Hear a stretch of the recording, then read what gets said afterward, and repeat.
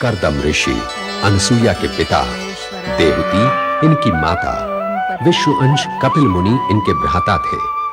उच्च संस्कारों द्वारा पोषित अनसुईया का विवाह अत्रि ऋषि के साथ हुआ था। अनसुईया अपने पति को परमेश्वर मानती थी। उनकी पति भक्ति ने उन्हें पातिव्रत के सर्वोच्च स्थान पर आसीन कर दिया था। वे उन्हीं को संबोधित कर महामंत्र जपती थी। ओम पति परमेश्वराय नमः। स्वामी, कहो देवी अनसुईया। कई दिनों से मन में भिन्न भिन्न प्रश्न उठ रहे हैं। आज्ञा हो तो निवेदन करूं? मुझे उन प्रश्नों का उत्तर देने में प्रसन्नता होगी। कहो देवी, क्या प्रश्न है? स्वामी, पति से घड़ी दो घड़ी दूर हो जाने पर पत्नी अपने आप को असहाय क्यों समझने लगती है? पत्नी का आत्मविश्वास दुर्बल हो जाने पर वो अपने आप को असहाय समझती है। क्या तुम्हें भी ऐसा अनुभव हुआ है देवी? हुआ है स्वामी। देवी अनसुईया, मैं तुम्हारी शक्ति और सामर्थ्य को जानता हूं। आज तुम्हारे मन में ऐसे दुर्बल विचार आए कैसे? इसका भी कारण है नाथ। क्या कारण हो सकता है शुभे? स्त्री की अपेक्षा प्रकृति ने पुरुष को बलवान क्यों बनाया है? कठोर कार्य करने के लिए प्रकृति ने स्त्री की अपेक्षा पुरुष को बलवान बनाया है। पुरुष प्रकृति का बाह्य रूप है और स्त्री उसका सौंदर्य। वो कैसे?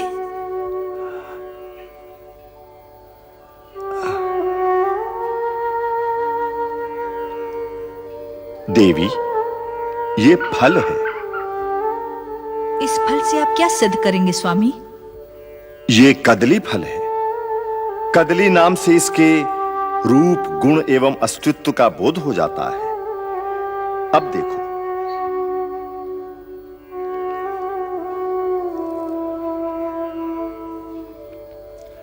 ये इसका आंतरिक भाग मूल तत्व अर्थात गूदा है, जो मधुर एवं कोमल होता है। यदि इसकी छाल चारों ओर से इस गूदे की रक्षा न करे तो वर्षा ऋतु, सर्दी, गर्मी, कीड़े मकोड़े, पशु पक्षी इसके मूल तत्व को नष्ट कर देंगे।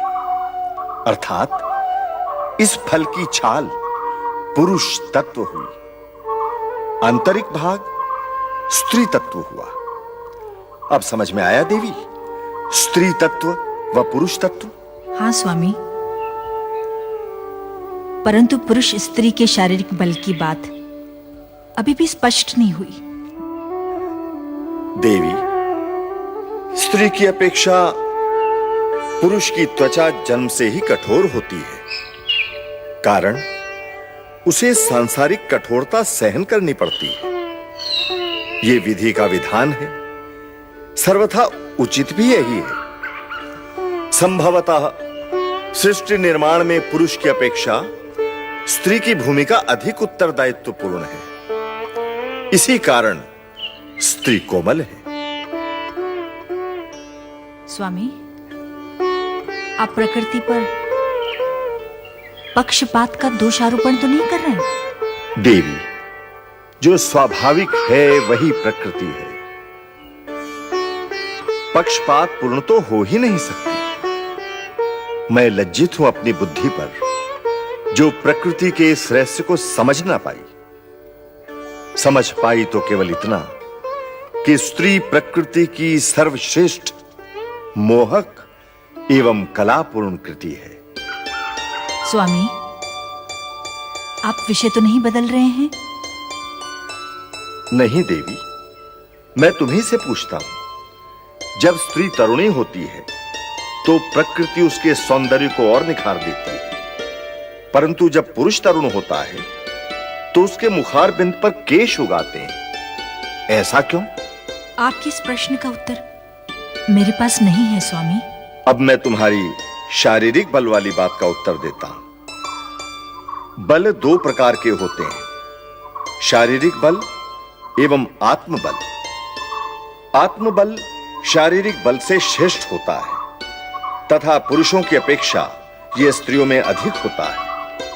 अस्तु, धैर्यशील स्त्री पुरुष से अधिक बलवान होती है। इसका क्या प्रमाण है स्वामी? प्रमाण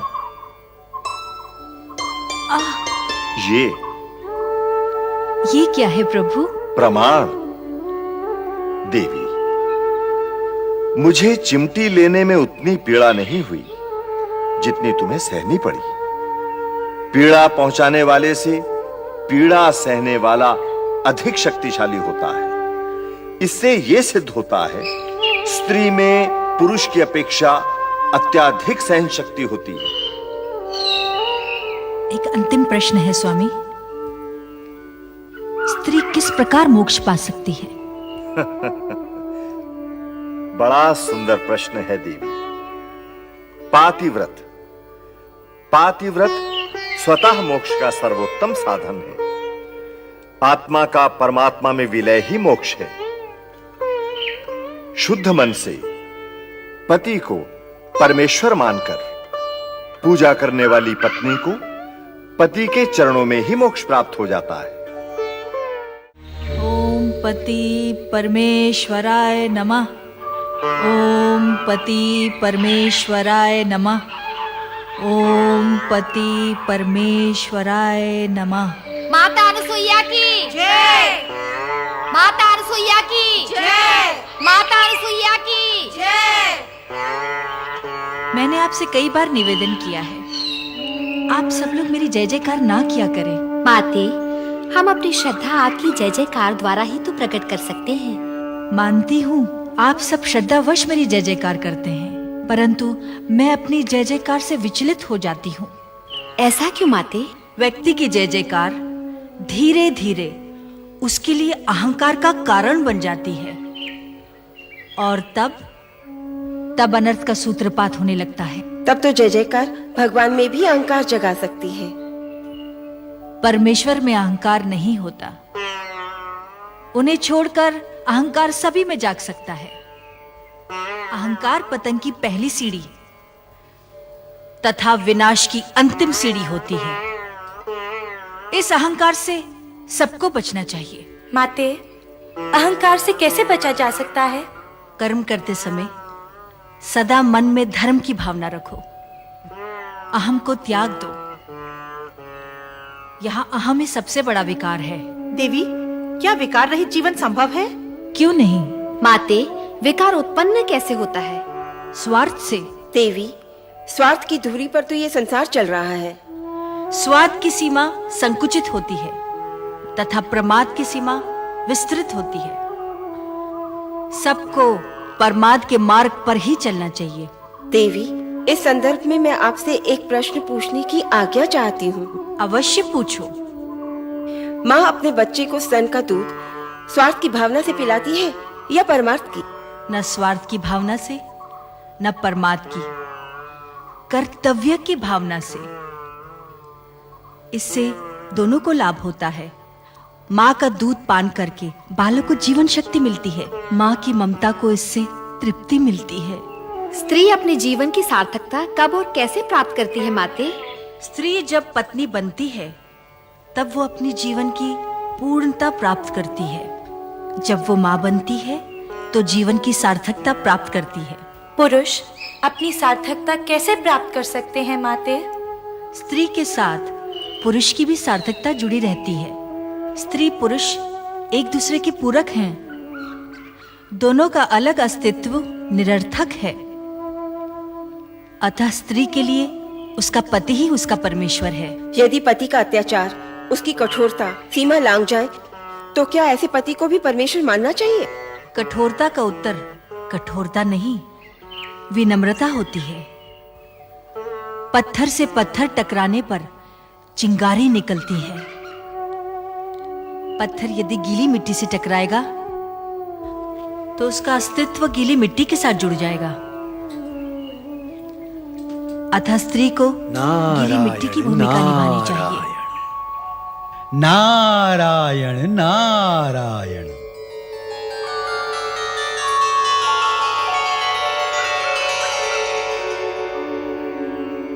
आप धन्य हैं देवी अनसुईया, आप धन्य हैं। प्रणाम देवर्षि। आयुष्मान भव। आपने सत्य कहा, स्त्री अपनी सहनशीलता, त्याग, अनुराग एवं क्षमा की भावना द्वारा दुराचारी पति को परमेश्वर बनाकर मोक्ष प्राप्त कर सकती है। देवर्षि, आपके दर्शन पाकर मैं धन्य हो गई। नारायण नारायण। आज इस आश्रम में आकर नारद भी धन्य हो गया। तीनों लोक के भ्रमण के पश्चात भी ऐसे उच्च विचार कहीं सुनने को नहीं मिले। देवर्षि, आज आपके आगमन से आश्रम पावन हो गया। ऐसा न कहो देवी, आप जैसी महासती के दर्शन पाकर मैं धन्य हो गया। प्रसाद नहीं देंगी? पुत्री,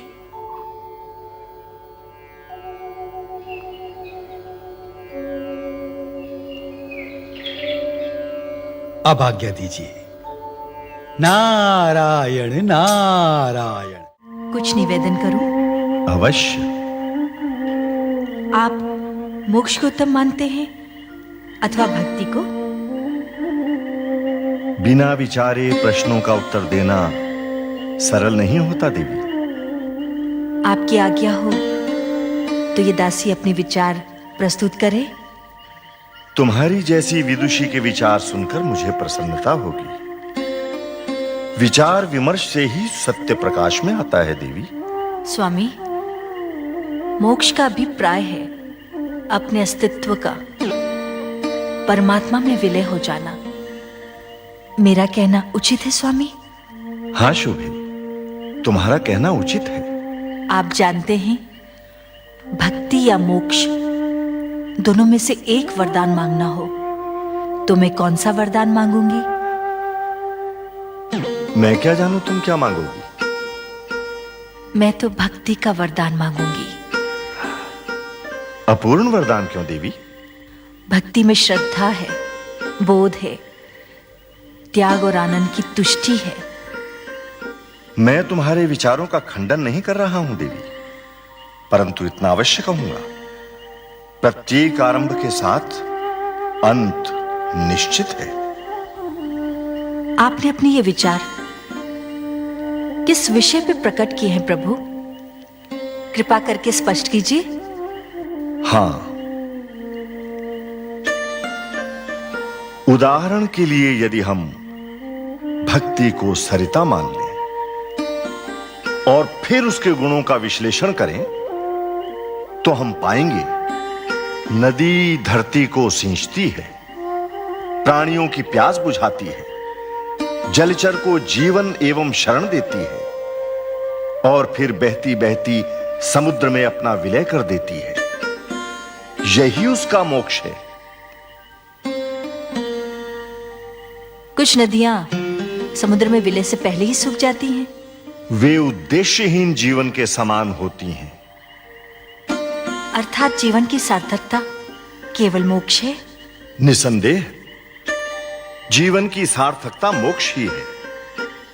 मोक्ष के लक्ष्य को प्राप्त करने का मार्ग भक्ति मार्ग है। भक्ति के भी भिन्न भिन्न मार्ग हैं, किंतु प्रत्येक मार्ग एक ही केंद्र बिंदु पर आधारित है।